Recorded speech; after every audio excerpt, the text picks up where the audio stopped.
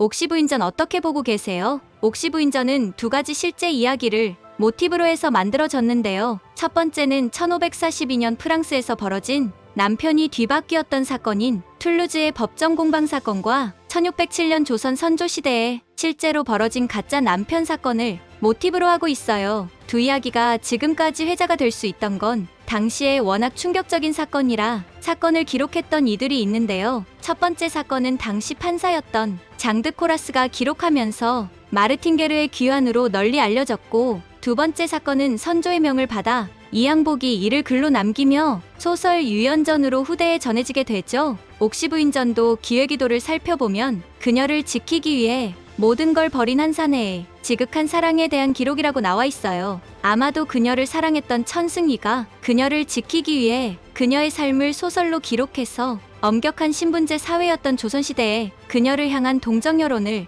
만들었던 게 아닐까 싶은데요. 그렇다면 옥시부인전의 결말은 어떻게 될까요? 그 전에 모티브가 된 작품들을 먼저 살펴보면, 첫 번째 모티브가 된 마르틴 게르의 귀환의 내용은, 마르틴은 결혼 후 삶에 만족하지 못하고 집을 떠나 군대에 입대하며 소식이 끊어지게 돼요. 그렇게 몇 년이 지나서 한 남성이 자신이 마르틴 게르라고 주장하며 집으로 돌아와 자식을 둘이나 낳고 살아요. 그렇게 평화로운 시기를 보내던 어느 날, 가짜 마르틴이 돌아온 지 3년쯤 되는 시점에 삼촌인 피에로와 갈등이 시작돼요. 가짜 마르틴은 삼촌이 재산을 빼돌렸다고 의심하며 소송을 하죠. 그런데 하필 이때 이곳을 지나던 한 병사가 가짜 마르틴이 사실은 사기꾼이라며 진짜 마르틴은 의족을 차고 있다는 거예요. 또 이 무렵 가짜 마르틴이 가짜라는 소문이 퍼지게 되죠. 이에 삼촌은 기회를 잡아 가짜 마르틴이 진짜인지 가짜인지 여부를 두고 법정 공방전을 시작해요. 결국 가짜 마르틴은 사형을 선고받게 돼요. 이 사건이 주목받았던 이유는 돌아온 마르틴이 가짜라는 걸 아내가 정말 몰랐을까 하는 거예요. 사실 아내는 진짜 마르틴과 부부 사이가 좋지 않았었거든요. 아마도 아내와 가짜 마르틴은 서로 사랑했던 것 같아요. 재판이 길어지며 가짜 마르틴이 아내가 자신을 변호하는 걸 원하지 않자 그제서야 아내는 진짜 마르틴에게 사과를 하거든요. 그리고 만약 가짜 마르틴이 삼촌을 소송하지 않았다면 어땠을까요? 어쩌면 평생을 완벽하게 마르틴 행세를 하며 살았을 수도 있었을 거예요. 결국 금전적인 욕심이 화를 불러일으킨 거죠. 두 번째 원작인 유연전 역시 이와 비슷한데요. 어느 날 유유가 아버지의 질책으로 가출을 하며 사건이 벌어져요. 그렇게 유유가 행방불명된 지 5년 뒤 아버지가 돌아가시자 갑자기 가짜 유유가 아버지의 재산을 노리고 자신이 유유라고 돌아온 거예요. 이에 동생이었던 유연이 형이 가짜라고 고발을 하자 갑자기 유유의 아내가 시동생이 남편을 죽였다며 모함을 하게 되고,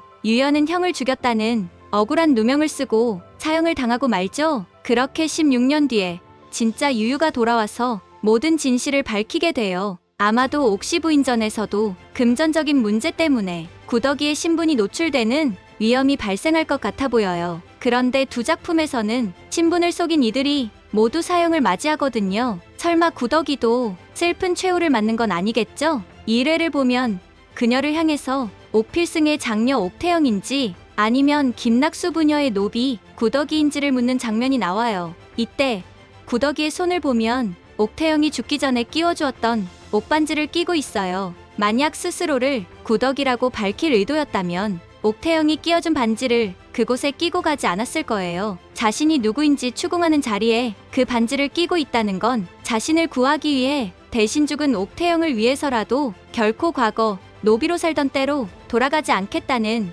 굳은 의지로 보이죠? 아마도 그녀는 외지부를 하며 모은 돈으로 이미 신분을 바꾼 게 아닐까요? 당시 조선시대에는 노비에게 대가를 받고 신분을 양인으로 바꿔주는 속량제도가 있었거든요. 그렇게 이미 구더기의 신분을 양인으로 바꾼 상태가 아닐까요? 무엇보다 진짜 옥태경이 없는 마당에 구더기가 진짜인지 가짜인지를 판가름하는 소송은 결국 법리적인 해석의 싸움이 될 거예요. 외지부를 꿈꾸었던 태영의 꿈을 대신 이룬 구더기가 이번에도 스스로의 능력으로 자신을 구원하게 될 것 같네요. 여러분의 생각은 어떠신가요? 저는 곧 다음 영상으로 찾아올게요. 구독, 좋아요, 알림 설정해주시면 안 될까요?